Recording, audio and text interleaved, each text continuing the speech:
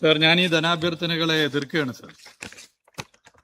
ഇവിടെ തൊഴിലും തൊഴിലാളി ക്ഷേമവും പ്രവാസി ക്ഷേമത്തിനുമായി ഡിമാൻഡ് നമ്പർ 24 2026-27 ആദ്യ ബഡ്ജറ്റിൽ LDF സർക്കാർ 1776 കോടി 67 ലക്ഷം രൂപ വകയിരുത്തിയ സ്ഥലത്താണിപ്പോൾ UDF സർക്കാർ 1478 കോടി 79 ലക്ഷം രൂപ മാത്രം വകയിരുത്തിയിട്ടുള്ളത്. സർ, 298 കോടിയുടെ കുറവാണ്.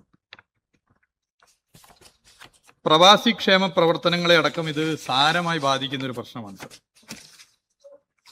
സർ. നമുക്കറിയാം, 22 ലക്ഷത്തോളം വരുന്ന പ്രവാസികൾ പ്രതിവർഷം 2 ലക്ഷത്തിലധികം കോടി രൂപ നേരിട്ടും ബാങ്കുകളിൽ 2 കോടി 86 ലക്ഷം കോടി രൂപയുടെ നിക്ഷേപമായും നൽകി കേരളത്തിന്റെ മൊത്തം വരുമാനത്തിന്റെ GSDP-യുടെ 19.5% സംഭാവന ചെയ്യുന്ന വിഭാഗമാണ് സാർ പ്രവാസി. സാർ, ഇവിടെ വലിയ നിലയിലേക്ക് അവരെ അവഗണിച്ചിരിക്കുകയാണ് സാർ. സാർ, മുൻ സർക്കാരുകൾ പ്രവാസികളുടെ ക്ഷേമത്തിന് ഏതാണ്ട് 200 കോടി രൂപയോളം മാറ്റിവെച്ചിരുന്ന സ്ഥലത്താണെന്ന് ഈ ഇരുട്ടടി എന്ന് നമുക്ക് പറയാൻ സാധിക്കും. പ്രവാസി പെൻഷൻ ഇപ്പൊ മുടങ്ങിക്കിടക്കുകയാണ് സാർ. പ്രവാസി ക്ഷേമനിധി ബോർഡ് കടുത്ത പ്രതിസന്ധിയിലാണ്. ഇത് വളരെ ഗൗരവത്തിൽ കാണേണ്ട വിഷയമാണ് സാർ. കഴിഞ്ഞ LDF സർക്കാരിന്റെ കാലത്ത് കോടിക്കണക്കിന് രൂപയുടെ സഹായമാണ് പ്രവാസി ക്ഷേമനിധി ബോർഡിന് സർക്കാർ നൽകിയത്. ഞാനതിന്റെ കണക്കുകൾ വായിക്കുന്നില്ല. 2026 ഇപ്പോ ഇതുവരെയുള്ള പെൻഷൻ മുടങ്ങാതെ വിതരണം ചെയ്യാൻ, ഏപ്രിൽ വരെ മുടങ്ങാതെ വിതരണം ചെയ്യാൻ LDF സർക്കാരിനും ബോർഡിനും സാധിച്ചു. എന്നാൽ UDF ഗവൺമെന്റ് അധികാരത്തിൽ വന്നതിന് ശേഷം ഇപ്പൊ പെൻഷൻ മുടങ്ങുന്ന സ്ഥിതിയാണ്. ഇതുവരെയും കഴിഞ്ഞ മാസത്തെ പെൻഷൻ പോലും നൽകിയിട്ടില്ല. അത് വളരെ ഗൗരവമുള്ള വിഷയമാണ്. പ്രവാസികൾക്ക് ക്ഷേമനിധിയും പെൻഷനും നൽകുന്നത് സർക്കാരിന്റെ ഔദാര്യമല്ല സർ. സർ, നോർക്ക എന്നൊരു വാക്ക് പോലും ഈ ബഡ്ജറ്റിൽ പൊതുവെ കാണാൻ വേണ്ടി സാധിക്കില്ല സർ. സർ, പ്രവാസികൾക്ക് ഇൻവെസ്റ്റ്മെന്റിനും സംരംഭങ്ങൾ ആരംഭിക്കുവാനും നിലവിൽ നിരവധി പദ്ധതികൾ നാട്ടിലുണ്ട്. അതിനെക്കുറിച്ചൊന്നും മിണ്ടാതെ പുതിയ സംരംഭക പദ്ധതി എന്ന് പറഞ്ഞ് ബജറ്റിൽ വാചാലമാകുന്നത് പ്രവാസികളെ വഞ്ചിക്കുന്നതിന് തുല്യമാണ്. സാർ, ഇവിടെ പട്ടികജാതി പട്ടികവർഗ വിഭാഗത്തിന്റെ കാര്യങ്ങൾ എടുത്താൽ അതിലും വലിയ നിലയിലേക്കുള്ള കുറവുകൾ പൊതുവെ ഇതിനകത്ത് നമുക്ക് കാണാൻ വേണ്ടി സാധിക്കും. ഞാൻ ഡീറ്റെയിൽഡ് ആയിട്ട് അതിലേക്ക് പോകുന്നില്ല. ഇതിൽ ഗൗരവമേറിയ ഒരു പരിശോധന നടത്തേണ്ട മേഖലയാണ് സാർ. പൊതുവെ നമ്മൾ നോക്കുമ്പോൾ ഇപ്പൊ ടൂറിസം മേഖലയെ നമ്മൾ എടുത്ത് പരിശോധിച്ചാൽ LDF സർക്കാർ ബഡ്ജറ്റ് വിഹിതം 413.52 കോടിയാണെങ്കിൽ ടൂറിസം മന്ത്രി ഇവിടെ ഉണ്ട്. ഈ ബഡ്ജറ്റിൽ 86.16 കോടി രൂപയുടെ കുറവാണ് ഉണ്ടായിട്ടുള്ളത്. ഇത് ഗൗരവത്തിൽ കാണേണ്ട വിഷയം. സർ, കൃഷി 690 കോടി രൂപയുടെ കുറവാണ് കൃഷിയിൽ കഴിഞ്ഞ വർഷത്തെ അപേക്ഷിച്ച് നമുക്ക് കാണാൻ വേണ്ടി സാധിക്കും. ഇത് വളരെ ഗൗരവത്തിൽ പരിശോധിക്കപ്പെടുന്ന വിഷയമാണ്. സർ, ഇവിടെ പൊതുവിദ്യാഭ്യാസ മേഖലയുമായി ബന്ധപ്പെട്ട് ചർച്ച നടന്ന ഘട്ടത്തിലും അല്ലാതെയും നമ്മുടെ കഴക്കൂട്ടം അംഗം കേരളത്തിലെ സർക്കാർ സ്കൂളുകളുടെ എണ്ണം കുറയുന്നു എന്നുള്ള ഒരു വിചിത്രമായ വാദം കൊണ്ടുവന്നിരിക്കുന്നു. സർക്കാർ സ്കൂളുകളിൽ കുട്ടികൾ കേരളത്തിൽ കഴിഞ്ഞ 10 വർഷം കുറഞ്ഞോ ഇല്ലയോ പരിശോധനയ്ക്ക് വിധേയമാക്കേണ്ടതാണ്. LDF സർക്കാരിന്റെ പൊതുവിദ്യാഭ്യാസ സംരക്ഷണ യജ്ഞത്തിന്റെ ഭാഗമായി 2016-17 മുതൽ 2024-25 വരെ പൊതുവിദ്യാലയങ്ങളിൽ മൊത്തം 9,05,144 വിദ്യാർത്ഥികളുടെ വർധനവുണ്ടായി എന്നുള്ളതൊരു യാഥാർത്ഥ്യമാണ് സർ. സാർ, അതിനു മുമ്പുള്ള 2013-14 കാലത്തേക്കാൾ വലിയ ശതമാനം വർധനവാണ്. സാർ, ഇപ്പൊ അടിസ്ഥാനരഹിതമായ വിഷയങ്ങൾ സഭക്കകത്ത് പൊതുവെ കൊണ്ടുവരുന്ന സ്ഥിതിയാണ്. നമ്മുടെ സ്കൂളുകളെ മികവിന്റെ കേന്ദ്രങ്ങളാക്കി മാറ്റുന്നതിന് LDF സർക്കാർ വലിയ നിലയിൽ ഇടപെട്ടു. 5000 കോടിയിലേറെ രൂപ ഇതിനു വേണ്ടി ചെലവഴിച്ചു. കിഫ്ബിയുടെ സഹായത്തോടെ 1427 കോടി രൂപയുടെ നിക്ഷേപമാണ് വിദ്യാഭ്യാസത്തിന്റെ അടിസ്ഥാന സൗകര്യ വികസനത്തിനായി നാം നടത്തിയിട്ടുള്ളത്. 972 സ്കൂളുകളിലെ അടിസ്ഥാന സൗകര്യ വികസനത്തിനായി മൊത്തം 3220 കോടി രൂപയുടെ പദ്ധതികൾക്കാണ് കിഫ്ബി അംഗീകാരം നൽകിയത്. ഞാൻ അതിന്റെയും ഡീറ്റെയിൽസിലേക്ക് സമയക്കുറവിലും കിടക്കുന്നില്ല. കിഫ്ബി ഫണ്ടിങ്ങിനെ കുറിച്ച് പറഞ്ഞപ്പോൾ എൻ്റെ സുഹൃത്തായ ഒരു UDF അംഗം പറഞ്ഞത് അത് LDF MLA-മാരുടെ മണ്ഡലത്തിൽ മാത്രമാണ് കിഫ്ബി ഫണ്ട് കൊടുത്തിട്ടുള്ളൂ എന്നാണ്. അദ്ദേഹത്തിന്റെ മണ്ഡലത്തിൽ തന്നെ 15ഓളം പദ്ധതികൾ പൊതുവെ കിഫ്ബി ഫണ്ടിങ്ങിന്റെ ഭാഗമായി കാണാൻ വേണ്ടി സാധിച്ചിട്ടുണ്ട്. സാർ, ഇവിടെ വിദ്യാഭ്യാസ മേഖലയിലെ ഇപ്പോ PM ശ്രീ ആയാലും നാഷണൽ എഡ്യൂക്കേഷൻ പോളിസി ആയാലും ഒക്കെ തന്നെ ചർച്ച ചെയ്ത സമയത്ത് ഇന്നലെയും ഉന്നയിച്ചൊരു വിഷയമുണ്ട്. കോൺഗ്രസ് നയിക്കുന്ന സർക്കാരുകൾ NEP PM ശ്രീ ഉൾപ്പെടെ നടപ്പിലാക്കിയ കാര്യം.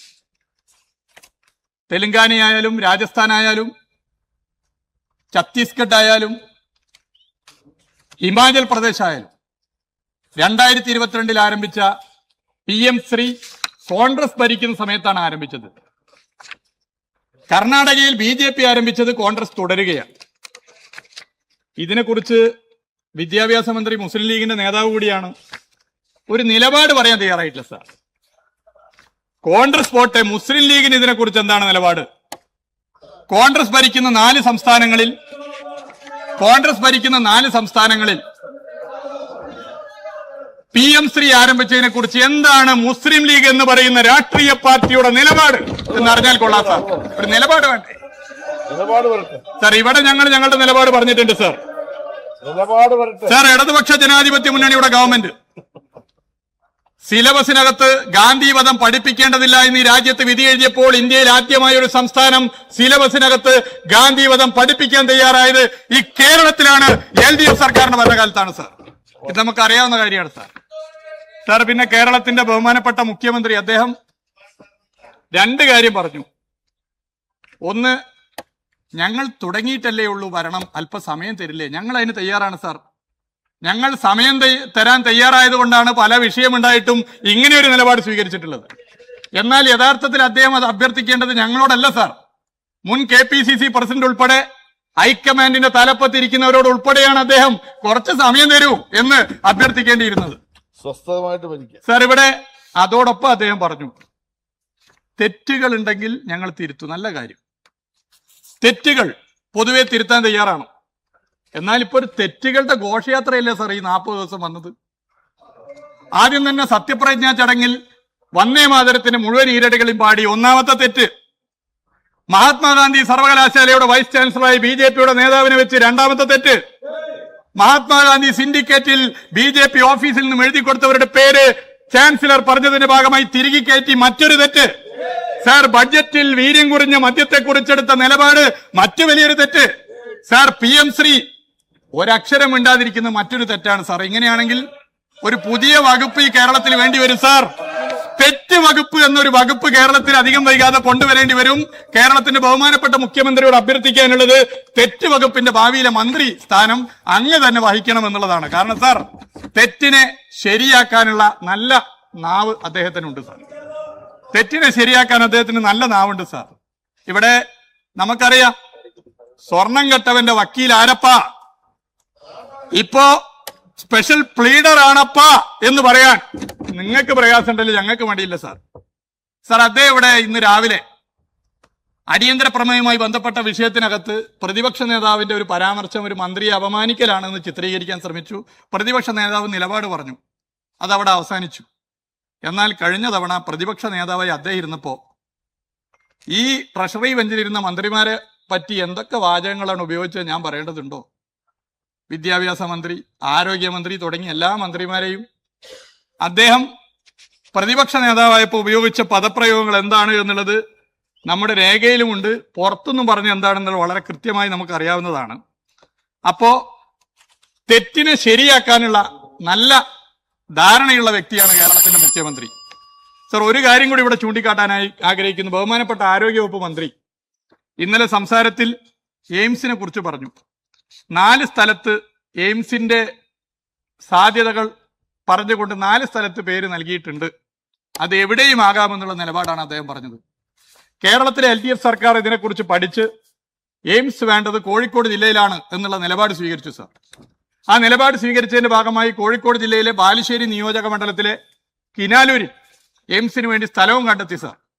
അപ്പൊ അതുകൊണ്ട് ഈ വിഷയത്തിൽ സംസാരിക്കുമ്പോൾ കേരളത്തിന്റെ ആരോഗ്യവകുപ്പ് മന്ത്രി നിലപാട് വ്യക്തമാക്കേണ്ടതുണ്ട്. എവിടെയും ആകാം എന്നൊരു നിലപാട് അദ്ദേഹം സ്വീകരിക്കുന്നത് ശരിയാണോ എന്നുള്ളത് അദ്ദേഹത്തിന്റെ കൂടി അഭിപ്രായം അറിഞ്ഞുകൊണ്ട് പറയേണ്ടതാണ്.